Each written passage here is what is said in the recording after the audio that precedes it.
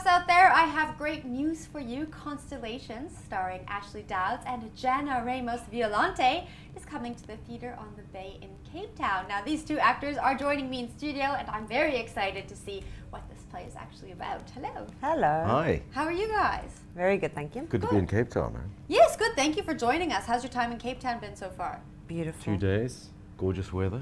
Yeah. We're right near the beach in Camps Bay. Beautiful. You couldn't ask for any more, really. You really couldn't, no. Now, you just did 8 weeks with Constellations in Joburg. Yeah. Now, what was the reception like there?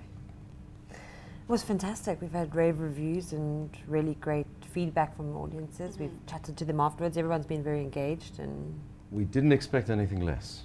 yeah, it's a Just great play. because we'd heard from London when Yeah. you know, the show had run over there, that it was fantastic and it was well received. And I mean, both of us read the script quite a long time before we started rehearsing it, and we were both very excited about what the script was doing, because it's very new, fresh, challenging work.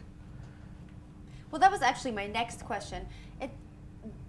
I haven't seen it yet, but from what I've read and what I've heard about it, it sounds very different, a little bit out there, and it sounds like it would be challenging for actors. What was your take on the script? What was it like, kind of getting into the mindset to play these characters in this like weird time travel-y space? I think this is always a question I find so interesting, because for me, when I first read it, I just thought it was this beautiful love story, you know? I mean, although it does take you on this journey of the alternate universes, it's still full of, it's not complex, although it sounds like a complex, you know, kind of theme. It's not a complex play. I don't find it a complex play. It's funny, it's full of heart, it's got hope, it's got sad, it's got a love story, it's got everything, a bit of everything for everyone. And he's such a great writer, so it's not difficult to follow, although it seems like it would be, you know. I don't know what do you think? Essentially that's the story. Yeah. I mean, if you want to tell a universal story, a guy and a girl in a relationship is the universal story, but it's how you tell the story. And the way that Nick Payne tells the story is fascinating, because he's been influenced by this concept of parallel universe, and he uses that as a conceit to actually tell the story. So it unravels in little fragments for you. So on the surface, you've got the universal story. If you scratch the surface, you can get into all sorts of black holes and rabbit holes, and you can probably overthink the story, which may complicate it and may, you know, make it seem a little bit more complicated than it already is. Yeah. But as Jana says, it's got heart. You know, it's got a big heart, this story. Jana, what was the most challenging thing about taking on this play for you?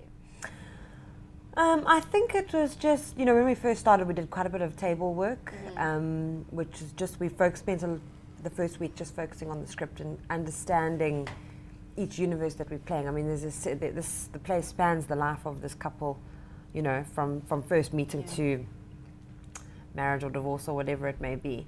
So I think every scene, every stage of their life is played out about 5 or 7 times. So I think the challenging thing was just being very on top of every single one of those universes and understanding who those people were in every single one of those universes, because if it's not clear for us, it's not clear for the audience. So I think that was, I suppose, the most challenging thing. But once we had a grip on that, you know, we spent that first week at the table discussing that, knowing who those people were and how their circumstances had shaped them.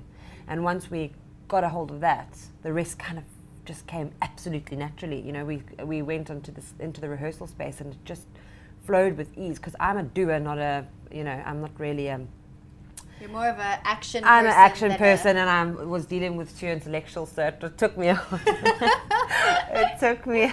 I found that quite challenging in the beginning, but I was very happy when we went into the rehearsal room, and I was so grateful for that time and that work, because, you know, we knew who these people were, and it just kind of flowed out of us quite naturally, what to do and how to move it. And but once we got our heads around that, it was great. Well, I think with anything on stage, you're weighing up the technical aspects of telling the story with the realistic human parts of telling the story that are grounded and just about 2 people talking to each other in a way that's not fake, you know. And different spaces make you challenge that notion of what's fake. How do you make it clear to an audience allow them to hear everything that you're saying, and yet be present with each other and be real with each other. Authentic as well, because it snips from one little universe to the next. We could be having a rip-roaring fight in one scene, and then a flash of the lights and we're madly in love. So I think that level of focus that you need, and that presence that you have to be so in that moment. I mean, you can't drop your focus for a second. I suppose that was also quite a challenging. Yeah. I mean, that was the big challenge with the way that this story is told, and because it is snappy and fast, and it's fragmented. You've got to be on your toes all the time, from second to second. You've got to really know where you're going to next, and at the same time maintain that level of authenticity. I can't imagine going from one emotion to the next, the snap of a finger.